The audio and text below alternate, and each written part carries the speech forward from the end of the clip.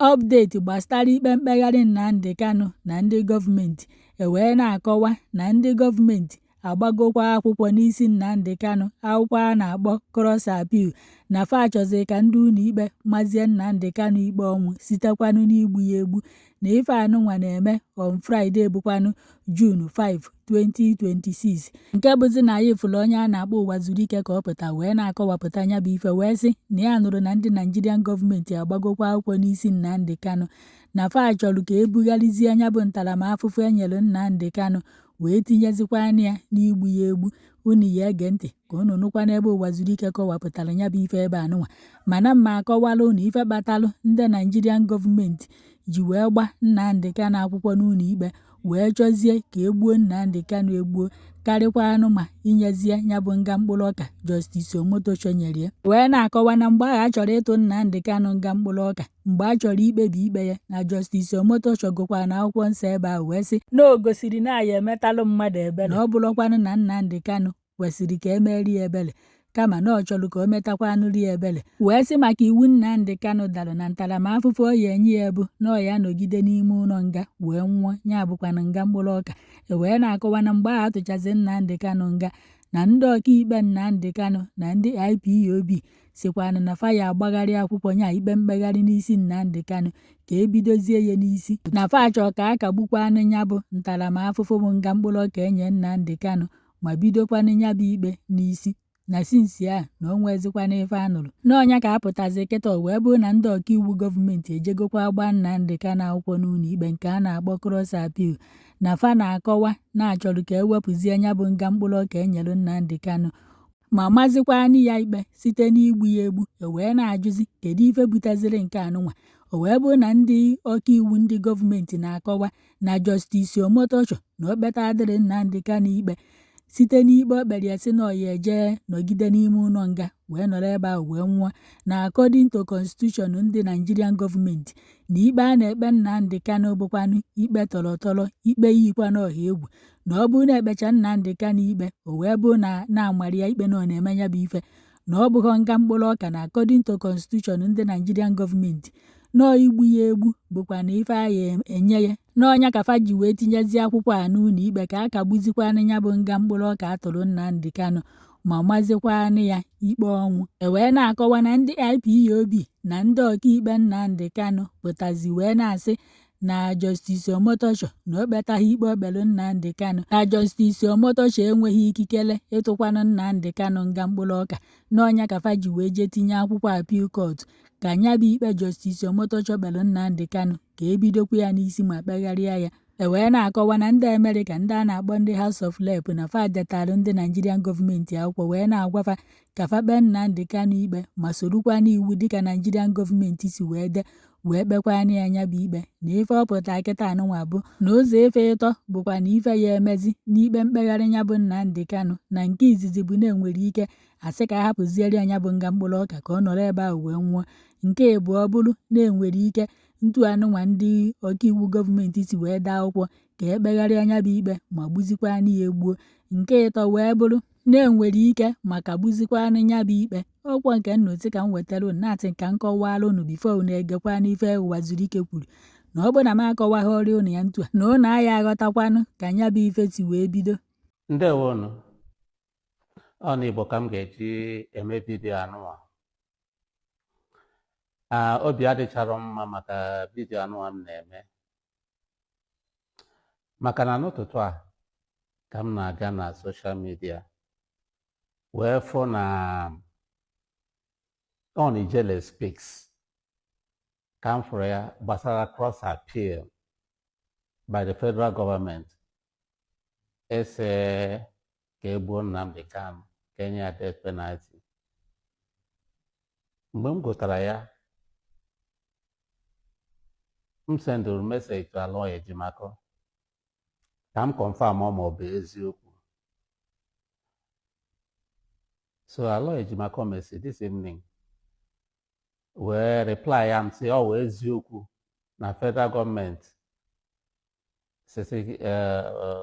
sendụrụ ya on cross appeal si na asị gbuo Nnamdi Kanu asking for death penalty.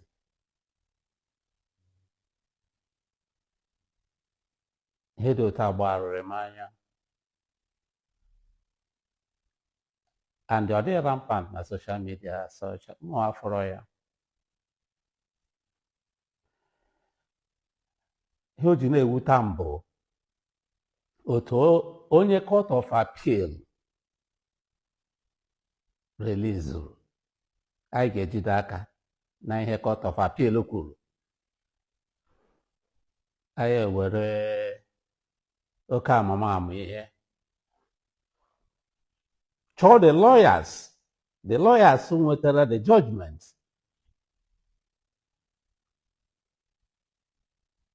chọọ onye dịka Mike Azokome chọọ Ifeanyị ka ọ na-aza Ifeanyị Ejiofor, that young man very hard working si n'azụ ga-akpọta ndị Senior Advocates of Nigeria. Mgbe emege ihe a ọ kwapụtara m tie mkpu ya ebidokwa n'isi gaa na High Court na case ekpebiri a ga-ejide aka ebe a ọ na-abụrụ we stand on Court of Appeal we stand. Mgbe a ga na-akụ mgbọmgba ya na-akụ mgbọmgba ya all over the world ihe na-ga-abịa federal government ihe a na-ekwu obey ya own law or show me the law mgbe aka a na-akụ ya ka egwu obey ya own law emegide ike gwụ ha ga-ahapụ ya betu ndị ọkachamara ndị oburu nna ha ụzọ mụta dị ọkpara so ihe ha ma ịpụta na social media ha na-akparị gị ha esi n'azụ ọ dịka izu agbara agba ga-emegide Nnamdi Kanu Chinazụ ga bido n'isi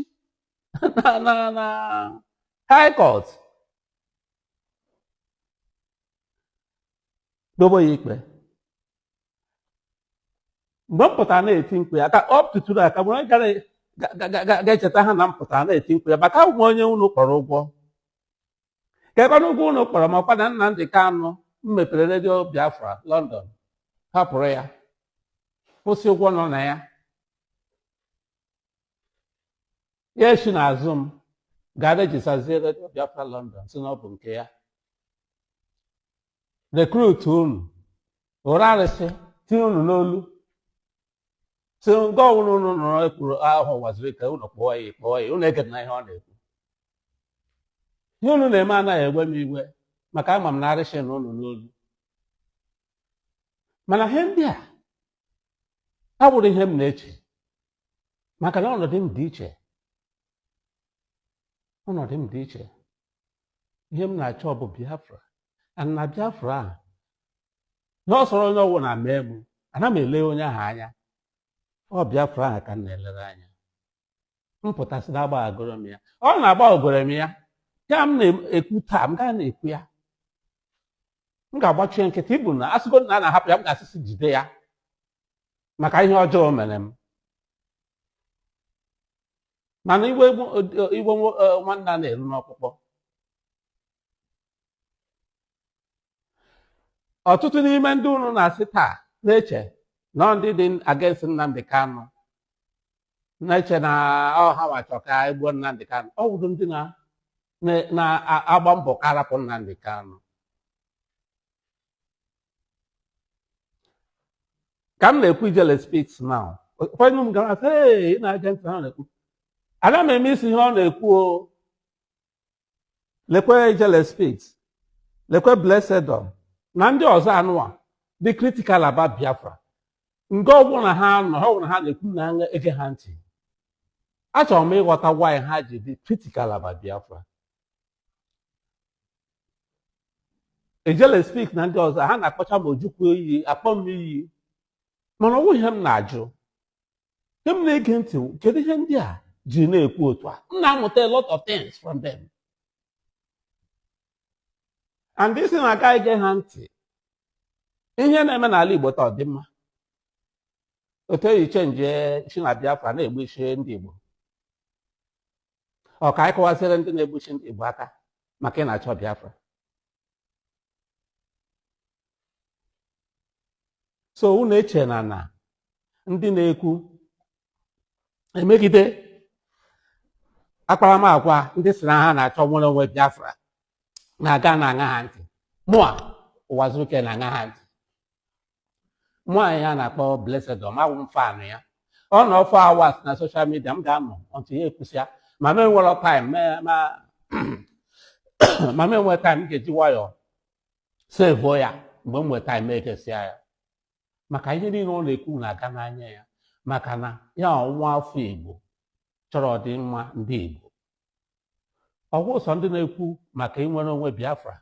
bụ ndị chọrọ ọdịmma ndị Igbo. Enwere ndị chọrọ ọdịmma ndị Igbo karịa anyị nwa anyị ncha na-ekwu maka Biafra. So ka m si na-ekwu mbụ, ọtụtụ n'ime ndị unu na-eche na taa na a ga-egbu ha, a ga-akpa ha maka na ha na-asọpọtụ Biafra, ha na-asọpọtụ Nnamdi Kanu. Ha nwa chọrọ ka arapụdo Nnamdi Kanu karịa unu nwa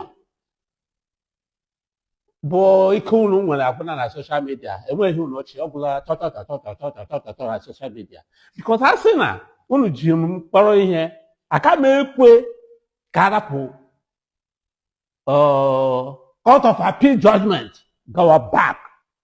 to High Court. Aka m ekwe. A sị na a gwara m, aka m asị mba, aka m ekwe. Mana unu na-ahụ na ihe unu mere. Enwere so many things gaga on unu na-amarọ. Ama m mbọ anyị gbara na ka arapụ Nnamdi Kanu even before then. Unu na-amarọ. Ka m kpọtụrụ unu obere, just one of them. Enwere ofu onye m na-akpọ ya aha, mana unu nwere ike ịma. Ofu onye na-achọdụghị igwere appointment e nyere ya because of Nnamdi Kanu. Onye ahụ bụ onye ihe na-agakọrọ mụ na ya na-agakwa m ntị n'onu. Oge e nyere ya appointment, mkpọ ya ikene ya sị na ịgba congratulations, ya sọrọ maka gịnị. M sị appointment nyere gị appointment, ya sị ya ma wekwa ya. M sị gịnị mere? Ya sị m legodo anya na kwa otere na ya kwuwere sị rapụ Nnamdi Kanu na ọ bụrụ na ya bịa were ihe a ugbu a, ọ dịsị ka ya na-eso na-asọpọtụ ka ejide Nnamdi Kanu. M sị egwu sọwụ maka ihe iji chọrọ ịhapụ ya bụ maka Nnamdi Kanu. So Nnamdi Kanu ịhapụ ya ga the more reason why ị ga-eje were the appointment. Ya sị m kedu otu ọ bụ? M sị yes, because ndị na-ayọ ka arapụ ndị Nnamdi Kanu bụ ndị nọ nga ahụ, eso ha nọrọ ya. Mana gị nwa nọrọ nga ahụ, ị ga-ejizi aka gị na-eteku the decision. Ya sị ya m kwuru ọwa eziokwu. Si yes. Si nọ ya ịnọ n'akụkụ na-ayọ ndị nọ na gọọmenti sịsịrapụ Nnamdi Kanu, ma ha na-ekwe ahapụ ya. Sibetu ugbu a ha sị gị batazie ka ị soro na gọọmenti a, gịsịsị na ịchọghị ịbata. So ịbatazie ka esoro na-eteku decision ahụ. A sị na eruo n'ukwu kalabin, ajụwa kalabin kedu ife ị na-amị. Ọhị m kwuru convince onye ahụ o ji were appointment ya. Ya ekwe m nkwa na ya duhu na enweghị ihe isi ya na ọrụ ọbụ ya. Imere n'olu ọhịa izizi o bidoro n'ụba ka arapụ Nnamdi Kanu. Enwere onye ọ na-eme itụrọ ndị ọnụ na-eru n'okwu. Ma ọ na-aga aga ọ ga-akpọ m gwa m na elekwebe ya na-aga ụgbọala maka Nnamdi Kanu. Ya pụta ya gwa m lekwa ihe ekwuru ebe ahụ. Enwe onye a na-eme ite na corridors of power ọ na-eme itụrọ. Ihe niile all the issues federal gọọmenti raised enweke m na-amarụ. From na Nnamdi Kanu si gbuo ndị amị, gbuo ndị place, mee nka. Yoga ka ha bie asị hey na federal gọọmenti ji yọkwa ndị Finnish gọọmenti ka ha kọọ na Simon Ekpa mkpọrọ. Orisi ụgbọ atụrụ Simon Ekpa mkpọrọ. Ọwụzi mgbe a ga-abịazi hapụ Nnamdi Kanu na Naịjirịa na enwere ka ọ dị ebidokwa kwuo nke ahụ. N'ikpeazụ, after so many months, ka federal gọọmenti bịa sọpedala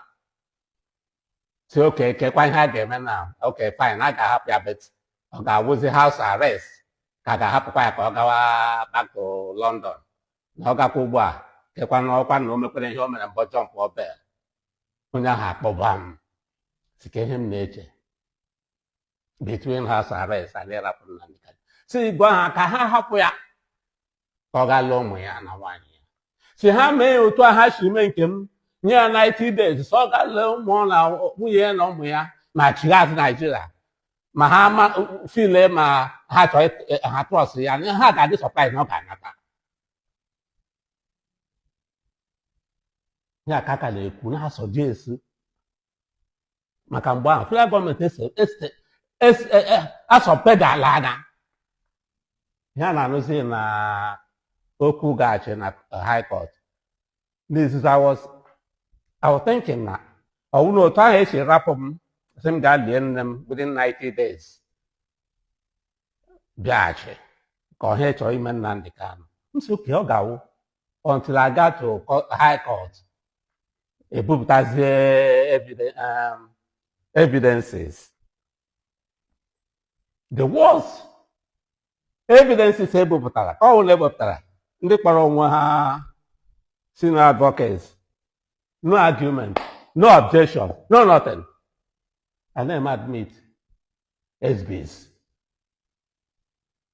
nka eme admit SBS nka eme admit mana ajụsị ọ bụghị ụmụaka ka emegide ebe a ka ọkwa ihe eji enye judgment ka emegide ọ gbapụtara mgbe ha chie mkpu ya mana ụgwọ unu kpọrọ m amakwa unu cheta ihe niile ahụ kwuru oge ahụ maka unu kpọrọ m ụgwọ ndị ụgwọ ahụ kpọrọ unu ihe dubego unu na ala mmụọ taa ka ihe mere Uwazurike mere Uwazurike butere unu ndụ unu si unu chọrọ ọnwụ Uwazurike wetara ndị Igbo ndụ ndị Igbo si ha chọrọ ọnwụ non violence wụ ndụ violence wụ ọnwụ m ga-amụsị ihe mmụrụ ka esi eweta eme ndọrọ ndọrọ inwere onwe so through non violence a na-eme through non violence mụ na nwatakịrị m nyere redio Biafra ọha dịla apụtasị na ọ ya bụzi onye isi unu ahapụ Uwazurike sobe ya unu rapụrụ ndụ sụwa ọnwụ nọ n'elu ọnwụ aha si na Uwazurike mere nke a mere nke a mere nke kedu nke m mere unu eduga ya kụgara ya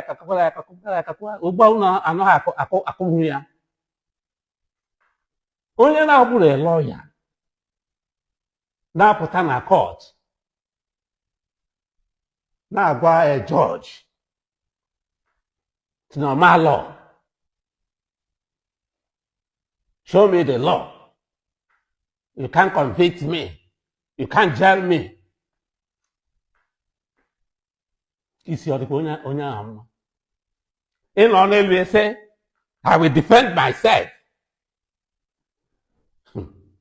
even mụnwa now as a lawyer for so many years esigodo taa na m kọrọ mmadụ iyi ma na m kọrọ mmadụ ihe mma pụtasị I will defend myself m ga-achọ lawyer ọzọ ga-edefend m